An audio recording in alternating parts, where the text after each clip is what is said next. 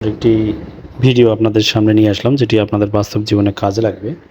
সেটা হলো বন্ধুরা, এখানে দেখুন এক ভাই কমেন্টস করেছিল, জানতে চেয়েছিল যে পুরনো অফলাইন নামজারি কিভাবে অনলাইন করতে হবে। মানে আসলে বর্তমানে তো আমাদের সবারই আসলে অনলাইন নামজারি আমরা করতেছি, কিন্তু যারা পুরনো আগেই যারা অফলাইনে নামজারি করেছেন তারা কি করবেন। সেটাই হলো বন্ধুরা, সেটার জন্য তেমন কিছু করতে হবে না। সেটার জন্য আপনাদের যা করতে হবে সেটা হলো আপনারা ভূমি ওয়েবসাইটে চলে যাবেন। আপনাদের মানে খাজনার যে ওয়েবসাইটটা আছে ল্যান্ড গভ বিডি, এটাতে যাবেন।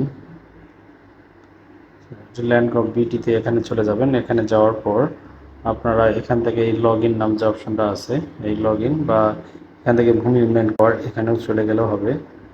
আসার পর এখানে আপনারা একটা কিন্তু অ্যাকাউন্ট করে নেবেন। যার যার অ্যাকাউন্ট করে নেই তারা এখানে গিয়ে কিন্তু অ্যাকাউন্টটা করে নেবেন।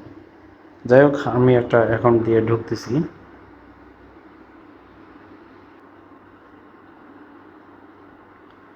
এর বন্ধুরা, তারপর আমরা অ্যাকাউন্টে আপনারা ঢুকবেন। ঢোকার পর এখানে ভূমি উন্নয়ন কর এটাতে আপনারা এন্ট্রি হবেন। এটা অবশ্যই বন্ধুরা আপনাদের এনআইডি দিয়ে প্রোফাইলটি করে নেবেন এবং 100% আপনারা কিন্তু এটা করবেন, তা নাহলে কিন্তু হবে না। তারপরে এখানে দেখুন আছে খতিয়ান নামে যে অপশনটা আছে, অ্যাড করে নেবেন। এখানে এই যে নতুন খতিয়ান তথ্য প্রদান করে এখানে আপনারা ক্লিক করবেন।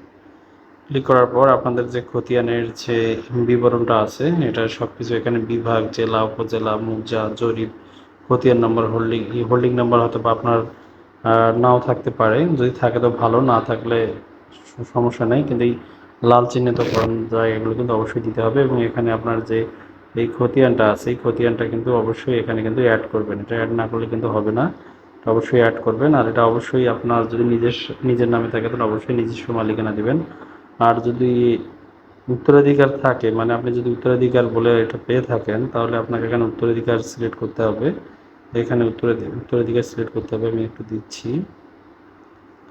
এখানে তখন উত্তরাধিকার সিলেক্ট করার পর আপনার খতিয়ান মালিকের নাম, পিতা, স্বামী, মালিকের সাথে সম্পর্ক, ওয়ারিশ সনদ কিন্তু একটা কিন্তু তখন লাগবে এবং ঠিকানা দিতে হবে। করার পর এটা সাবমিট করতে হবে। সাবমিট করার পর তহসিলদার যদি এটা অনুমতি দেয়, স্বাভাবিকভাবে অনুমতি দিবে, না দিলে একটু তহসিলদারের সাথে একটু যোগাযোগ করবেন, তাহলেই কিন্তু আপনার এটা খাজনা দিতে পারবেন। আর এটা তখন অফলাইন থেকে অটোমেটিক অনলাইন সিস্টেম হয়ে যাবে। তো ঠিক আছে বন্ধুরা, আপনারা বুঝতে পারলেন যে আসলে অফলাইনের যেগুলো আছে, যেগুলো নামজারি করা আছে সেগুলো কিভাবে আপনার এই যে পুরনো অফলাইন নামজারি কিভাবে অনলাইন করবেন, সেটা পুরনো কিভাবে করবেন সেটা কিন্তু এখান থেকে আপনারা খুব সহজে কিন্তু বুঝতে পারলেন।